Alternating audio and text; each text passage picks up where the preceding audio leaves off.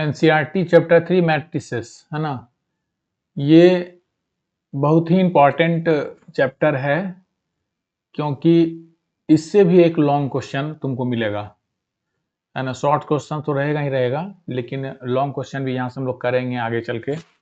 और अभी चूंकि बहुत कुछ पढ़ चुके हैं इसके बारे में, तो इसको एक जगह समराइज करने के लिए तुम्हारे लिए एक नोट्स तैयार कर दिया गया है, ताकि इसे पढ़ पाओ और समझ पाओ और अपने टाइम को भी बचा पाओ।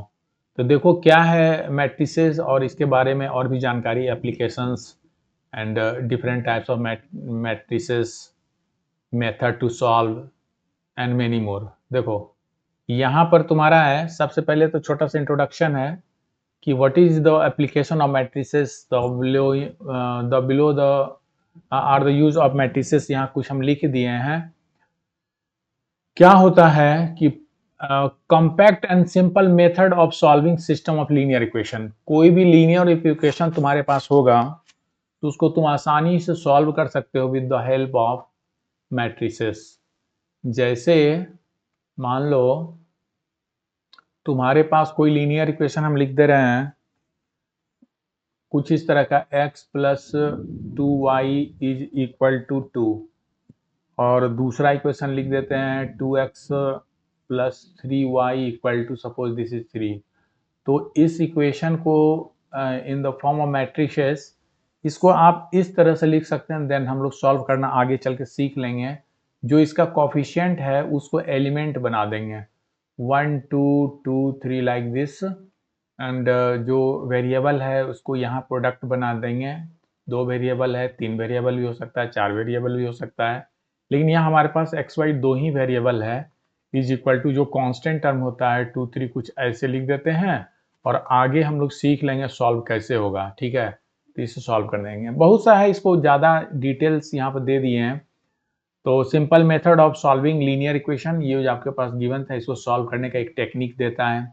Use to represent the coefficient of system of linear equation.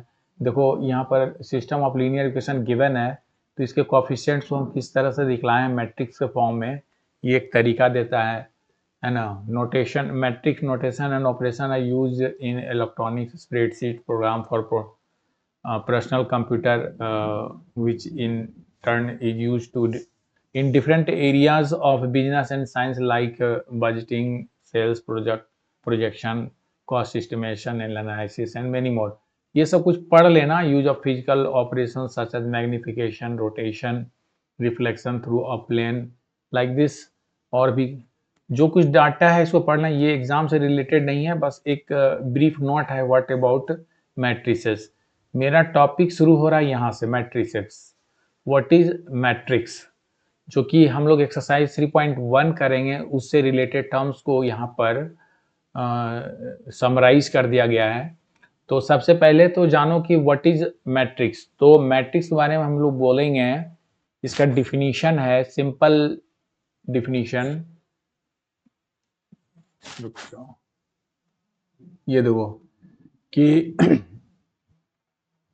A matrix is an ordered rectangular array, means एक अरेंजमेंट ऑफ नंबर है, जो कि रियल भी हो सकता है, कॉम्प्लेक्स भी हो सकता है, और कोई फंक्शन भी हो सकता है।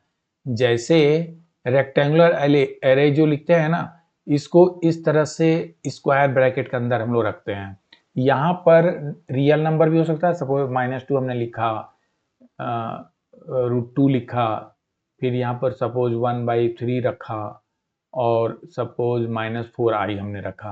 तो ये एक मैट्रिक्स का फॉर्म यानी रेक्टेंगुलर एरे कहते हैं, जिसमें ये जो इस तरह से लिखे हैं, मतलब हॉरिजेंटल तरीके से, ये रो कहलाता है। ये पहला रो है तो R1 कहेंगे, दूसरा रो है तो इसको R2 कहेंगे, और ये जो वर्टिकल जो लिखे हैं एलिमेंट्स को, ये आपका कॉलम कहलाता है। ये पहला कॉलम है तो ये दूसरा कॉलम है। तो इस तरह से, और ये जो कुछ भी एंट्री इस स्क्वायर ब्रैकेट के अंदर किया गया है, ये सारा एंट्री जो है तुम्हारा, ये वाइट में दिखता नहीं है, देखो ये जो तुम्हारा एंट्री है -2, √2, 1/3, -4 i लाइक दिस, ये सब कहलाता है एलिमेंट। मैट्रिसेस का एलिमेंट्स या इंट्रीज हम लोग इसे कहते हैं। तो यहाँ पर मेंशन हो चुका है एलिमेंट्स और entries of the matrices. The numbers और फंक्शन जो कुछ भी हो, जैसे मान लो एक फंक्शन हम लिख देते हैं एक्स स्क्वायर लिख दिए, यहाँ साइन एक्स लिख दिए प्लस 3x और यहाँ पर मान लो 5 रख दिए। तो ये देखो ये एक कांस्टेंट फंक्शन है, ये तुम्हारा पॉलिनोमियल फंक्शन है, ये तुम्हारा ट्रिग्नोमेट्रिक फंक्शन है। तो यही बताया जा रहा है कि इसमें आप कोई फंक्शन रख सकते हो, नंबर रख सकते हो। तो रोज क्या होता है, तो हॉरिजेंटल लाइन अभी अभी आपको बता दिए, एलिमेंट्स का जो हॉरिजेंटल लाइन, ये जो हॉरिजेंटल लाइन है ये रोज कहलाता है, जिसे R1 R2 कहते हैं, और भी रोज हो सकता है। उसी तरह द वर्टिकल जो लाइन एलिमेंट होगा उसको हम लोग कॉलम कहते हैं, ये कॉलम C1 हो गया, ये कॉलम C2 हो गया। अब देखो यहाँ पर जनरल फॉर्मेट क्या होता है मैट्रिसेस का, एक तो सिंपल मैट्रिक्स होता है, एक सिंपल मैट्रिक्स आपका है। वो मैट्रिक्स क्या है, कुछ भी जैसे मान लो तुमने लिख दिया ये एक मैट्रिक्स ही हो गया सिंपल, जिसमें कि एक ही रो है और एक ही कॉलम है। और अगर इसके रोज और कॉलम को बढ़ा दें, जैसे ऊपर के दो एग्जाम्पल में बढ़ा हुआ है, तो ये तुम्हारा हायर लेवल मैट्रिसेस कहलाएगा। तो हायर लेवल मैट्रिसेस ही हम लोगों को पढ़ना है एक्चुअली। ठीक है, इसमें क्या होगा, has many rows and columns होगा, जिसका रिप्रेजेंटेशन हम लोग कुछ इस तरह से कह रहे हैं। और इस मैट्रिक्स का नाम मान लो, दोनों ऊपर के एग्जाम्पल देखोगे, ये एग्जाम्पल में मैट्रिसेस ए है, ये मैट्रिसेस बी है।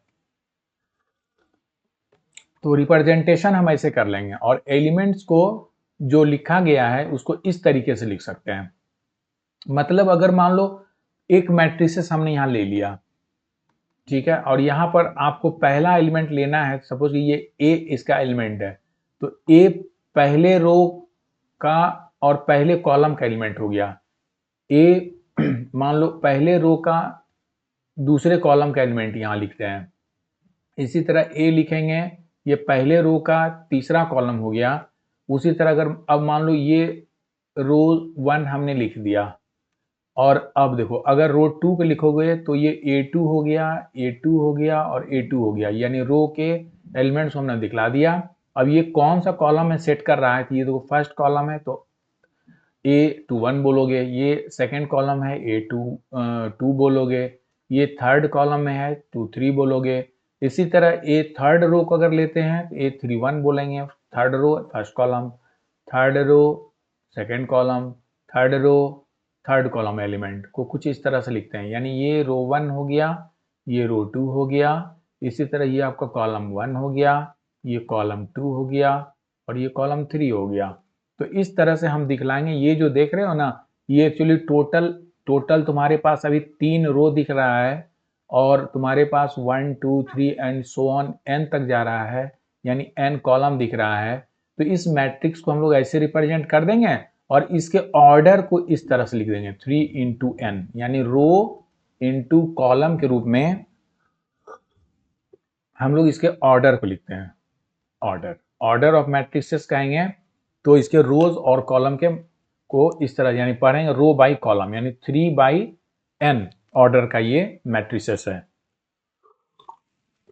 अब देखो इस मैट्रिक्स चाहो तो स्क्वायर ब्रैकेट में रखो, और चाहो तो ये जो तुम्हारा स्मॉल ब्रैकेट है इस रूप में भी तुम रख सकते हो। तो किसी किसी बुक में तुमको ऊपर वाला मेथड देखने को मिलेगा, ये वाला, और किसी किसी में तुमको ये वाला मेथड मिलेगा।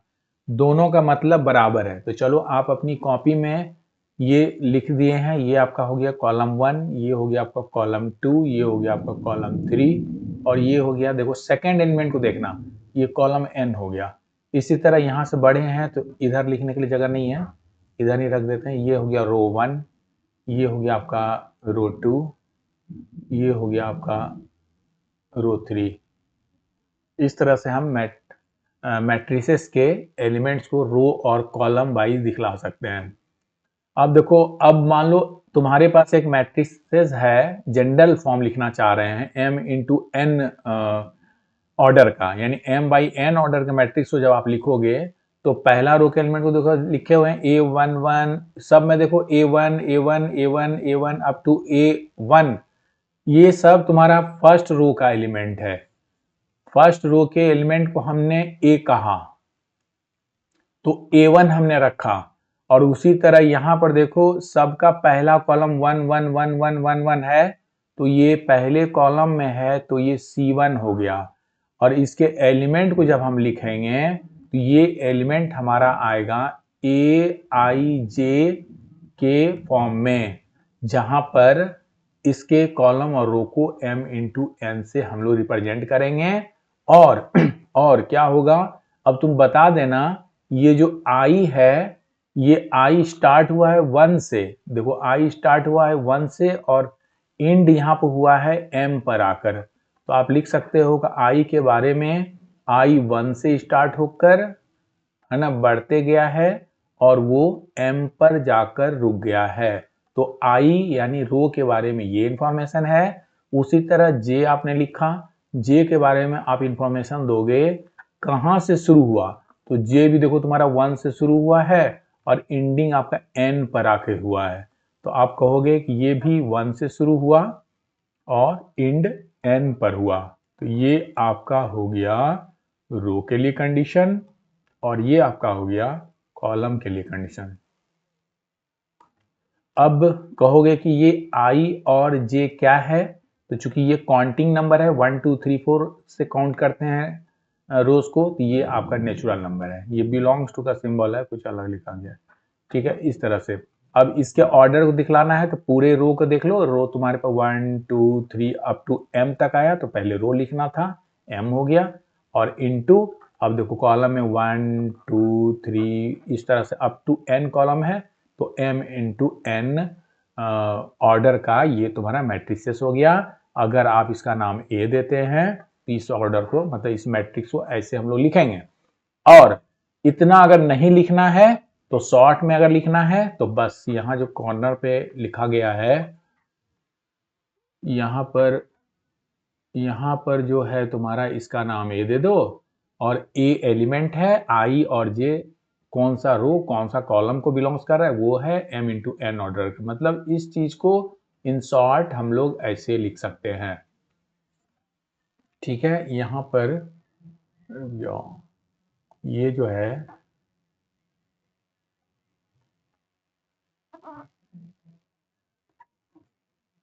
देखो यहां पर इन शॉर्ट हम लोग ऐसे रख सकते हैं। तो यहां भी आपको दिखा दिया गया है, ये एक ए मैट्रिक्स है जिसका एलिमेंट AIJ है, I for row and J for column, और m इंटू n ऑर्डर का है, इसका मतलब I m तक जाएगा, 1 2 3 4 अप टू m तक रोज बनाएंगे, और J मीन्स कॉलम हो गया, कॉलम 1 2 3 4 अप टू n तक कॉलम बनाएंगे। और कंडीशन अभी आपको हमने समझा दिया, IJ क्या है, नेचुरल नंबर है। अब सुनो, यहां तक तो हो गया। अब तुमसे देखो यहां पर ऑर्डर ऑफ मैट्रिक्स पर बात कर रहे हैं, जो कुछ भी ऊपर डिस्कस किया गया वही यहां पर लिख दिया गया है कि ऑर्डर ऑफ मैट्रिसेस क्या होता है। तो यहां पर देखना, if the matrices has m rows and n column अगर हो then the order of matrix is m into n, और इसको पढ़ना matrix of order m by n। अब दूसरी बात है कि टोटल नंबर ऑफ एलिमेंट इस मैट्रिक्स का क्या होगा, तो जितना ऑर्डर का है दोनों का मल्टीपल, यानी m इंटू n ऑर्डर का है तो आप m इंटू n कर देना।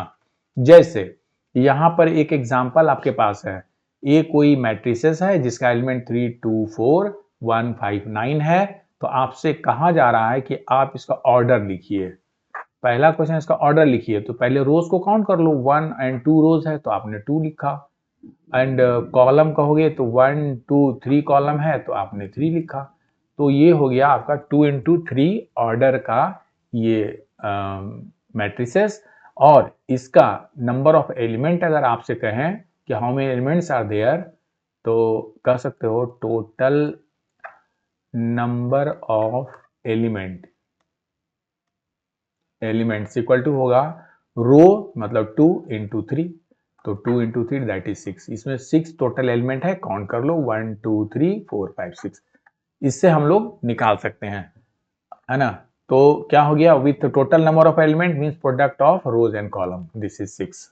सब कुछ एक्सप्लेन करके लिख दिया गया, कहीं कोई तुमको परेशानी नहीं होगी। यहाँ देखो, अगर any point x y in the plane is represented in matrix form में लिखोगे तो ऐसे लिख दो पी एक्स वाई, या ऐसे, यानी ये रो वाइज लिखा गया, कॉलम वाइज लिखा, कॉमा नहीं देना है। ठीक है, इस तरह से हम आगे बढ़ जाएंगे। मान लो सपोज करो कि तुम्हारे पास एक वर्टिसेस है क्वाड्रिलेटरल ABCD का, जो कि इस तरह लिखा है A10, B32, C13, D-12। अब इसको कहा जा रहा है, ये जो हम लोग ज्योमेट्री में पढ़ते थे तो एक आप फिगर ड्रॉ करते थे ये क्वाड्रिलेटरल ABCD के लिए, और उसके वर्टेक्स पर हम लोग ABC को मेंशन यानी इसके कोऑर्डिनेट को दिखला देते थे। अभी मैट्रिक्स के फॉर्म में जब लिखोगे तो देखो कितना अच्छा लिखा गया है, ऊपर हमने पहले वर्टिसेस लिख दिया और मैट्रिक्स के अंदर इसके कोएफिशिएंट्स को लिखना है, यानी जो इसका ऑर्डर्ड पेयर है इसमें से हमने निकाला 1 यानी फर्स्ट एलिमेंट को सबको दिखला दो x के लिए, तो 1 3 1 -1, तो 1 3 1 -1 हमने लिखा। फिर सेकंड नीचे y के लिए दूसरे एलिमेंट के लिए जो लिखे y 0 2 3 -2, ये आगे लिख दो 0 2 3 -2, यहां कर देना, यहां पर 0 2 3 -2 यहां कर दो, ये -2 ऐसे लिख देंगे। अगर चाहो तो अगर आपने वर्टेक्स को ऐसे लिखा ABC कॉलम वाइज, तो सबसे पहले यहाँ पर x कंपोनेंट्स को लिख देना है, फिर y कंपोनेंट्स को लिख देना है। तो x में 1 3 1 -1 है, तो 1 3 1 -1 हो गया, और दूसरे कंपोनेंट में माइनस यानी y का जो कंपोनेंट है वो यहाँ पर है 0 2 3 -2, 0 2 3 और -2। ठीक है, इस तरह से हम यहाँ लिख देंगे। लेकिन ये ऑर्डर बदलने से क्या होता है कि इसका ऑर्डर देखो, ये फर्स्ट रो है, ये सेकंड रो है, तो तुमने 2 रो और कॉलम 1 2 3 4 कॉलम्स है, तो ये आपका 2 × 4 ऑर्डर का मैट्रिसेस हो गया। जबकि y जो है तुम्हारा मैट्रिक्स अगर कॉलम वाइज लिखे तो ये रो 1 2 3 4 रोज है, तो 4 और कॉलम आपके पास 2 है, तो कॉलम 2 यानी 4 × 2 ऑर्डर का ये आपके पास मैट्रिसेस है। यहाँ पर एक बात आपको बताना चाहेंगे कि हम लोग इस एक्सरसाइज में, मतलब चैप्टर 3 में के बाद जो पढ़ेंगे चैप्टर 4 यानी डिटर्मिनेंट्स, तो दोनों में क्या फर्क होगा कि मैट्रिक्स में मान लो 2 3 5 4 लिख दिया, और डिटर्मिनेंट जब पढ़ेंगे तो उसको हम इस तरह से रिप्रेजेंट करेंगे, तो दोनों में फर्क ये होगा कि इसका एग्जैक्ट आंसर नहीं आएगा, इसका आंसर नहीं आएगा, इसका हमारे पास एग्जैक्ट वैल्यू आएगा। ठीक है, एग्जैक्ट यहाँ वैल्यू यानी आंसर मिलेगा। तो दोनों में फर्क है, ये बाद में देखेंगे। अभी ये क्या है ना, चूंकि पहले ही बता दी है मैट्रिसेस एक अरे है ना, एलिमेंट्स का एक सजाया हुआ, मतलब एक सजावट है। आप किस तरह सजाओगे, तो ये सजा हुआ एक पार्ट है ना, रेक्टेंगुलर तरीके से, चाहे ऐसे लिखो या ऐसे लिखो, तो सजावट तो उसी तरह रहेगा, अरेंजमेंट तो अरेंजमेंट होता है, वो वैल्यू नहीं होता है, ये एक अरेंजमेंट है। इसी तरह हम लोग कर देंगे, सपोज तुम्हारे पास मैट्रिक्स, एक बहुत ही इंपॉर्टेंट ये क्वेश्चन भी बनेगा तुम्हारे पास 3.1 एक्सरसाइज में, कि suppose if the matrices has 8 elements अगर आपके पास है, देन आपसे कह रहा है all possible order of the matrices आपको फाइंड करना है। अगर कोई मैट्रिक्स, जैसे अभी ऊपर के एग्जांपल में तुम देखो, तुम यहाँ पर देखना, यहाँ पर तुम्हारे पास ये x, ये जो मैट्रिसेस है, यहाँ पर तुम्हारे पास 1 2 और 2 × 4 ऑर्डर का है। इसका मतलब टोटल एलिमेंट बताए थे, दोनों का प्रोडक्ट, रो और कॉलम का प्रोडक्ट जो मिलेगा वही टोटल नंबर ऑफ एलिमेंट्स होता है। तो 2 × 4 दैट इज 8, काउंट करो 8 आ जाएगा। तो अभी कह रहा है तुम्हारे पास एक 8 एलिमेंट वाली, मतलब if the matrix has 8 element, एक मैट्रिक्स है जिसमें 8 एलिमेंट्स है, तो आपको कह रहा है कि पॉसिबल ऑर्डर बताओ उस मैट्रिसेस का। तो करना क्या है, 8 को फैक्टराइज कर दो, सारे फैक्टर को फाइंड कर देना है, तो 8 का फैक्टर 1 2 4 8 ही होगा। तो अब इसका ऑर्डर कर लो, 1 को 8 के साथ मल्टीप्लाई करो 8 आ जाएगा, 2 को 4 के साथ मल्टीप्लाई करो तब भी 8 आ जाएगा। लेकिन ऑर्डर क्या होगा, 1 × 8 भी लिख सकते हैं और 8 × 1 भी लिख सकते हैं। उसी तरह 2 × 4 भी आप ऑर्डर लिख सकते हो और 4 × टू भी ऑर्डर लिख सकते हैं। ऊपर के एग्जाम्पल में एकदम क्लियर है कि दोनों ही, ये जो 4x2 ऑर्डर है, ये जो 2x4 ऑर्डर है, दोनों में टोटल नंबर ऑफ एलिमेंट्स हमारे पास 8 ही है। तो ऑर्डर को हम लोग इस तरह से लिख देंगे। तो पेयर अप कर देना पॉसिबल, तो ये या तो 1x8 ऑर्डर का है, या 2x4 ऑर्डर का है, या फिर 8x1 ऑर्डर का है, या फिर 4x2 ऑर्डर का है। इस तरह से ऑर्डर ऑफ मैट्रिसेस को हम लोग लिख सकते हैं।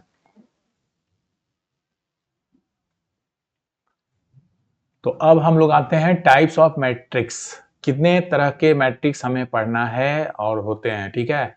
तो पहला आपका है कॉलम मैट्रिक्स। एकदम नाम से ही क्लियर हो जा रहा है कि कॉलम मैट्रिक्स क्या है। कॉलम मैट्रिक्स मीन्स, चलो इसका कलर चूंकि रेड से लिखा हुआ है तो यहां हम लोग ब्लू ले लेते हैं, बेस्ट। देखिए इसमें क्या है, कॉलम मैट्रिक्स। कॉलम मैट्रिक्स नाम क्लियर है कि मैट्रिक्स में, किसी मैट्रिक्स में 2 और 3 मान लो, ये रो और कॉलम, रुको ये बहुत लाइट कलर हो गया।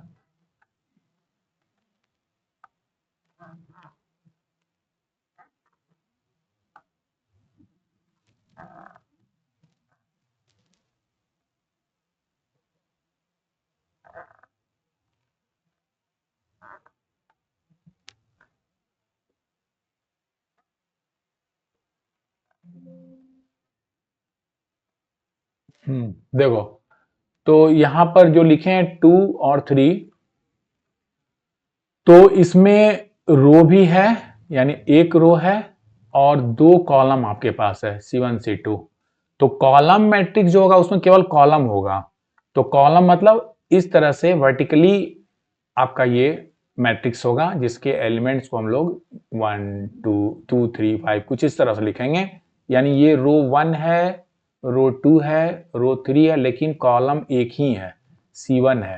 तो एक मैट्रिक्स है only 1 column and any number of rows. Rows कुछ भी, देखो यहां पर हमने रो 1 रखा और यहां पर हमने रो 1 2 3 रोज किया, यानी रोज हो सकता है कुछ भी, बट कॉलम एक ही हो तो उसको हम लोग कॉलम मैट्रिक्स करेंगे।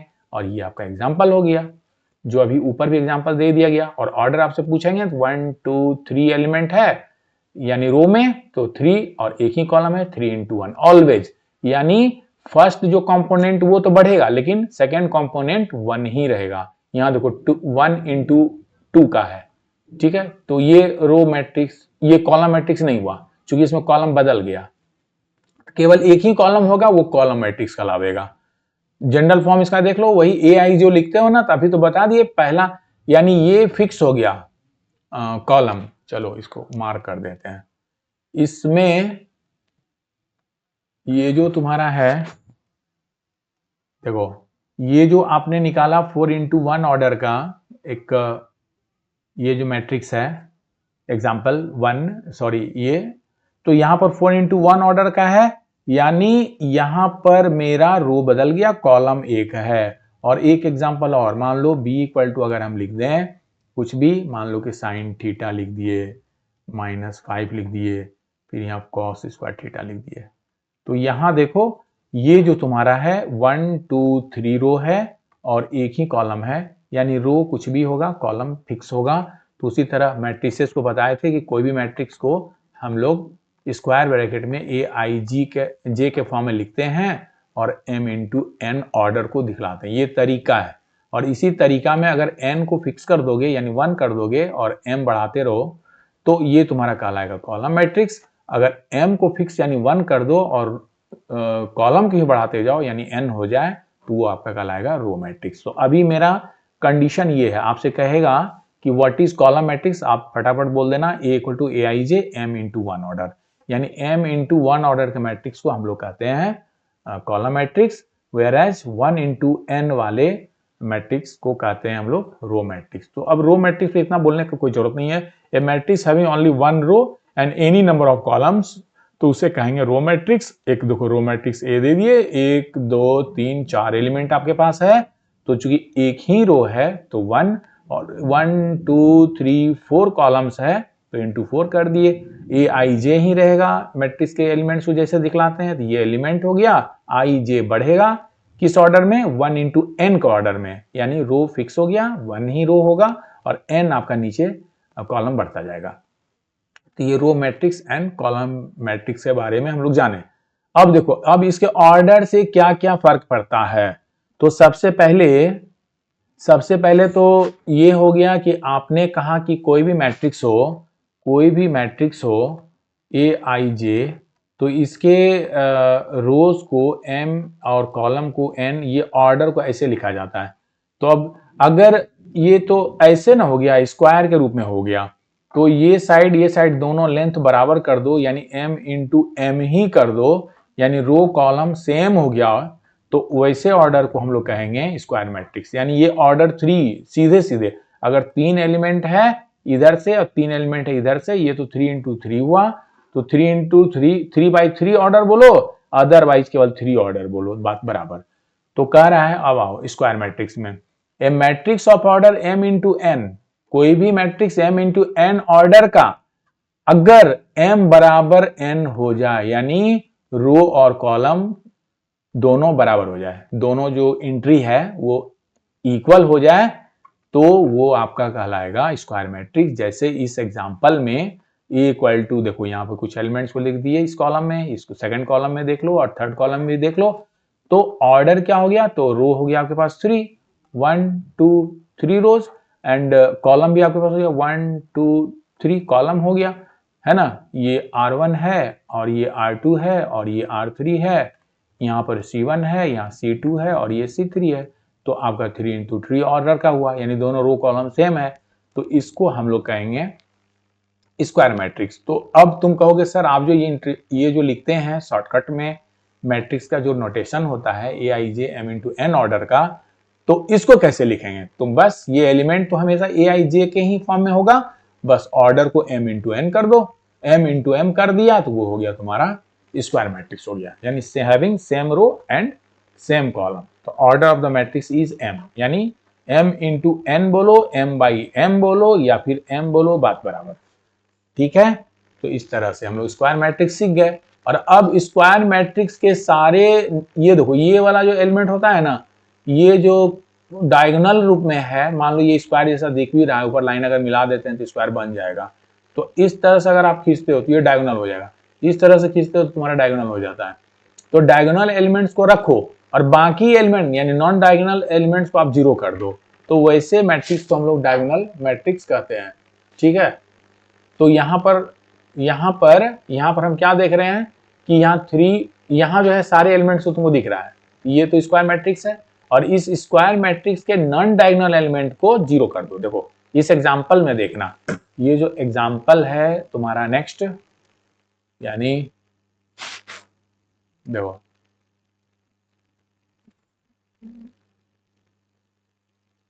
ये जो एग्जांपल है, यहां पर हमारे पास ये जो डायगोनल एलिमेंट तो शो हो रहा है, कुछ नंबर आपको दिख रहा होगा, और बाकी नॉन डायगोनल एलिमेंट सारा जीरो है।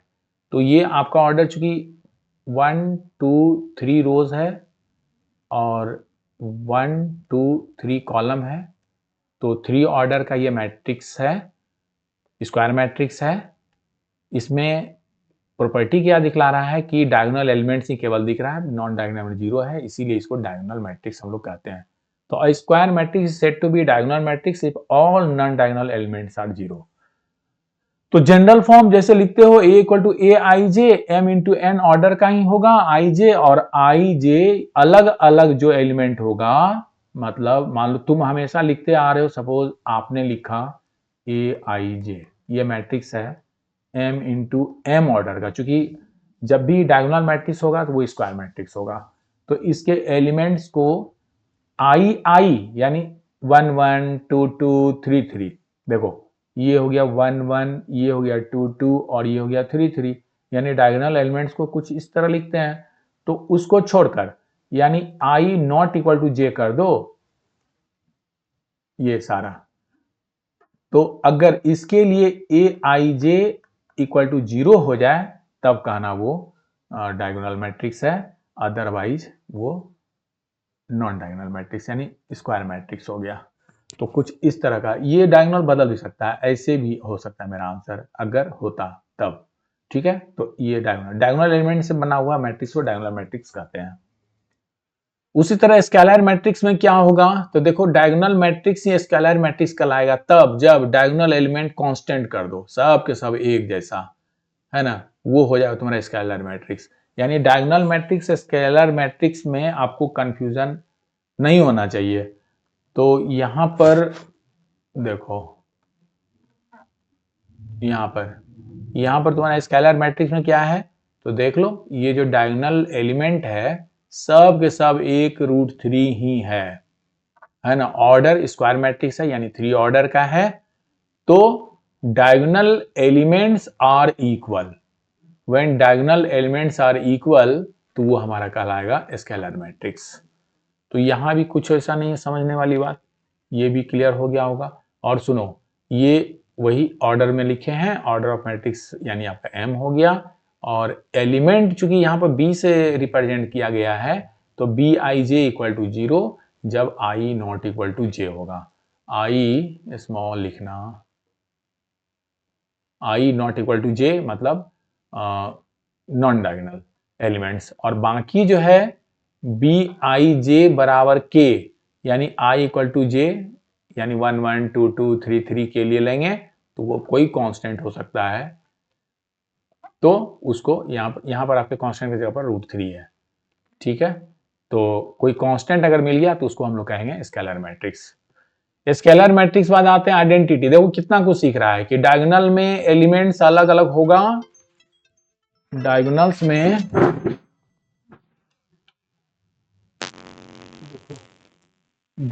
में एलिमेंट अलग अलग होगा, ये अलग अलग हो गया। स्केलर में एलिमेंट्स को फिक्स कर दिए मतलब कांस्टेंट होगा, और यूनिट मैट्रिक्स में सबको एक कर दो। सारे स्केलर मैट्रिक्स का अगर एलिमेंट 1 हो जाए, है ना, वो कहलाएगा आइडेंटिटी मैट्रिक्स। तो आइडेंटिटी मैट्रिक्स क्या है, आपको कहना है कि a square matrix in which elements in the diagonals are all 1, सब के सब 1 एंड रेस्ट ऑल आर 0। तो हो तो गया। अगर हम इसको स्केलर मैट्रिक्स बोले तो स्केलर मैट्रिक्स में नॉन डायगोनल एलिमेंट 0 होता नहीं है, तो आप कह सकते हो कि scalar matrix are said to be identity matrix if all elements are same, यानी सॉरी 1 अगर है सब के सब तो वो हो गया आपका आइडेंटिटी। आइडेंटिटी का मतलब नहीं होता वैल्यू 1, तो ये 1 हो गया, ये आइडेंटिटी मैट्रिक्स, बाकी सब दूसरे प्रॉपर्टी को लिखे हुए हैं। अब तुम्हारा है नेक्स्ट आइडेंटिटी मैट्रिक्स के बाद जीरो मैट्रिक्स है। अब तो नाम से ही काफी है, zero matrix. Zero, zero means होता है सब के सब एलिमेंट को जीरो कर दीजिए। जीरो मैट्रिक्स में जो भी एंट्रीज है सब के सब जीरो, चाहे ऑर्डर जो भी हो। इसके लिए आपको स्क्वायर मैट्रिक्स की जरूरत नहीं है, कोई भी मैट्रिक्स जीरो मैट्रिक्स कहलाएगा या नल मैट्रिक्स कहलाएगा। इसका दूसरा नाम नल मैट्रिक्स भी है, NULL मैट्रिक्स, ऐसा भी वर्ड कभी आएगा। तो नल मैट्रिक्स है if all its elements are zero, मतलब सारे एलिमेंट को जीरो कर दो, जीरो मैट्रिक्स हो जाएगा। उसको देखो अभी लिखे है ना, जब बनाएंगे क्वेश्चन तो ए और इंटू जीरो मैट्रिक्स हम करेंगे, तो यहाँ ए इंटू जीरो नहीं होगा, ये जीरो एक सिंबल है कैपिटल लेटर ओ, तो डिनोटेड बाई ओ, ये ध्यान देना। जीरो मैट्रिक्स को हम लोग ओ से रिप्रेजेंट करेंगे। मैट्रिक्स जीरो कब कहलाएगा, जब सारे एलिमेंट जीरो होंगे।